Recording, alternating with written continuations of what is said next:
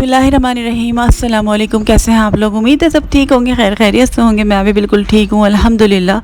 तो आप लोगों को पता है कि मैं अस्कार बताती हूँ और थोड़े से वज़ाइफ भी, बहुत ज़्यादा तो नहीं बताती, मतलब 3-4 ही मैंने आपको बताया है जो मैंने अपने खुद से किए हैं। पहले मैं करती भी थी तो अच्छा, तो बहुत सारे लोग ये कहते हैं कि हम वज़ाइफ करते हैं, हम बहुत वज़ाइफ करते हैं, लेकिन हमारे वज़ीफ़ों से असर नहीं होता। पता नहीं लोगों के कैसे हो जाते हैं। लोग बता रहे होते हैं कि हमने ये वज़ीफ़ा किया तो ऐसा हो गया, तो ऐसा हो गया। तो मैंने सोचा आज इसके ऊपर वीडियो बनाती हूँ और आप लोगों को बताती हूँ कि आप लोगों के वज़ीफ़े क्यों असर नहीं करते हैं। तो बाज़ दफ़ा वज़ीफ़े जब असर नहीं करते ना, तो सबसे मेन रीज़न मैं आपको बताती हूँ कि कभी हम वज़ीफ़ा कोई शुरू कर देते हैं तो हम बहुत ज़्यादा परेशानी होती है ना, तो हम वज़ीफ़ा करते हैं। मतलब वज़ीफ़ा क्या, अल्लाह ताला का कलाम ही पढ़ते हैं ना, या तो हम पढ़ते हैं, नमाज हाजत पढ़ते हैं, इस तरीके की चीज़ें पढ़ते हैं, दुआ भी करते हैं। या फिर आप कोई वजीफ़ा भी कर रहे होते हैं ना, तो हमेशा जो है ना हम परेशान होते हैं, और परेशानी की हालत में हमारा दिल जो बहुत ज़्यादा परेशान होता है, तो हमारी एक बेयकीनी भी होती है, यकीनी बेयकीनी होती है। तो हम इस तरीके से जब दुआ कर रहे होते हैं, वजीफ़ा कर रहे होते हैं, तो वो इतना असर नहीं करता। जबकि आप रिलैक्स होकर करेंगे ना, ये सोच कर कि मैं परेशान तो बहुत हूँ, लेकिन अल्लाह ताला का जब मैं कलाम पढ़ रही हूँ या पढ़ रहा हूँ, तो इससे मुझे असर ज़रूर पड़ेगा और मेरा काम हो जाएगा जो भी मैं चाह रहा हूँ, या मेरी परेशानी ख़त्म हो जाएगी। तो पहली बात तो है पक्का यकीन, और रेस्टलेस नहीं होना, बिल्कुल बेचैनी की हालत में नहीं करना। तो अल्लाह ताला भी ना गाफिल दिल से निकली हुई दुआ को कबूल नहीं करता कि आप बस दुआ कर रहे हैं, आपका ध्यान भी नहीं है और आपको यकीन भी नहीं है, आप कुछ भी कर लें फिर वो आपकी दुआ में असर नहीं होगा। तो जब आप यकीन के साथ करेंगे ना, अल्लाह ताला की ज़ात पर तवक्कल करके, तो आप दुआ भी खाली ऐसे ही दुरूद शरीफ पढ़ के मांगेंगे ना, तो उसका भी असर होगा। ठीक है। इसके अलावा ये होता है कि लोग बहुत ज़्यादा वज़ाइफ करने लग जाते हैं। बहुत ज़्यादा वज़ाइफ बिल्कुल भी नहीं करने चाहिए। एक के बाद एक वजीफ़ा, इससे असर नहीं हुआ तो ये दूसरा शुरू कर दिया। हाँ, कहते हैं कि वजीफ़ा जो है ना की तरह होता है, मतलब चाबी है, ताला कोई सी भी, मतलब चेक करते रहते हैं ना, ताला खुल जाता है। इस तरीके से वजीफ़े असर करते हैं। किसी के ऊपर कोई सा वजीफ़ा असर कर जाता है, कोई सा वजीफ़ा करता है तो फिर असर कर जाता है, लेकिन बहुत ज़्यादा वज़ाइफ नहीं करने चाहिए, और ये ठीक भी नहीं होता। ठीक है। अगर वैसे भी अगर आपने वजीफ़ा किया है तो कम से कम आप 1 हफ़्ता या 2 हफ़्ते का तो गैप दें, उसके बाद आप नेक्स्ट वजीफ़ा स्टार्ट करें। लेकिन बहुत ज़्यादा वजीफ़े आप मत करें, मैं तो कहती हूँ। ठीक है। आप सूरह बकरा पढ़ें, इस्तिग़फ़ार तो आप करते ही रहें, दुरूद शरीफ पढ़ते रहें, ये चीज़ें आप करें। और एक बात ये कि जल्दबाज़ी, हम बहुत ज़्यादा जल्दबाज़ी में होते हैं कि फ़ौरन हमें रिज़ल्ट मिल जाए, तो फ़ौरन रिज़ल्ट नहीं मिलता। आप इन चीज़ों का ना आपको फ़ौरन रिज़ल्ट नहीं मिलेगा, आपको जो है ना सब्र करना पड़ेगा, वेट करना पड़ेगा। फिर उसके बाद 3-4 महीनों में हो जाता है किसी का असर, किसी के 2 महीनों में, किसी को फ़ौरन ही हो जाता है।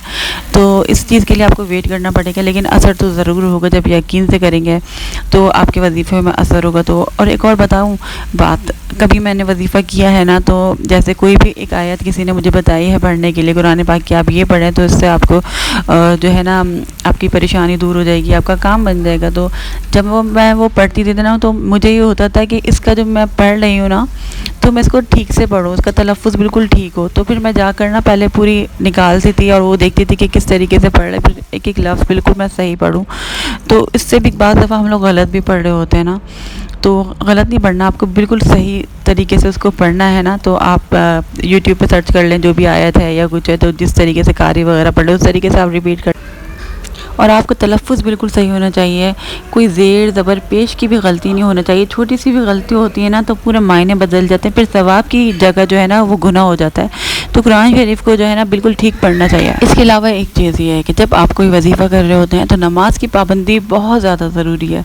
अगर आप नमाज ही नहीं पढ़ेंगे, बेसिक चीज़ें, मतलब नमाज़ पढ़ना, नमाज़ पढ़ के ही आप दुआ करते हैं, फ़र्ज़ नमाज में दुआ करते हैं, वैसे ही आपकी दुआ कबूल हो जाती है। लेकिन अगर आप वजीफ़ा कर रहे हैं और नमाज़ नहीं पढ़ रहे, या फिर एक वक्त की नमाज़ पढ़ लें, दूसरे वक्त की नमाज़ नहीं पढ़ रहे, तो ये जो है ना फिर आपका वजीफ़ा में असर नहीं होगा। तो अगर आप कोई भी वजीफ़ा कर रहे हैं ना, कुछ भी पढ़ रहे हैं, तो आपको सबसे पहले 5 वक्त की नमाज की पाबंदी की ज़रूरत है। इसी तरीके से आपकी आदत, अगर आप नहीं पढ़ते ना तो आपकी आदत भी बढ़ जाएगी। तो नमाज़ पढ़ने की वैसे ही आदत डालें, और नमाज़ पढ़ेंगे ना, खाली आपको कोई भी परेशानी हो, फ़ौरन नमाज़ पढ़ रहे हैं तो आपकी परेशानी वैसे ही आधी ख़त्म हो जाएगी और आपको सुकून भी मिल जाएगा। तो सबसे बड़ी चीज़ तो बोलती हूँ नमाज़ है, नमाज़ ज़रूर पढ़ें। جب بھی آپ کوئی وظیفہ کر رہے ہیں نا تو آپ نے کسی کو بتانا نہیں ہے کہ میں یہ چیز پڑھ رہا ہوں، ٹھیک ہے، اور بس آپ نے کرتے جانا ہے، اور اس کو جو ہے نا آپ نے بالکل چھوڑنا نہیں ہے۔ کوئی بھی وظیفہ کرنا ہے نا آپ کو پابندی کے ساتھ کرنا ہے، پابندی شرط ہوتی ہے، آپ اس کو کرتے جائیں پڑھتے جائیں، دیکھیں ایک نہ ایک دن جو ہے نا اثر کر جائے گا وہ۔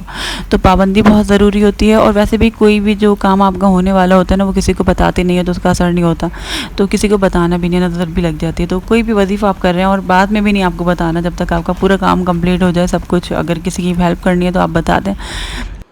تو ایک اور چیز، اگر آپ چاہتے ہیں کہ آپ کے وظیفوں میں اثر ہو تو آپ کو حرام چیزوں سے بچنا پڑے گا۔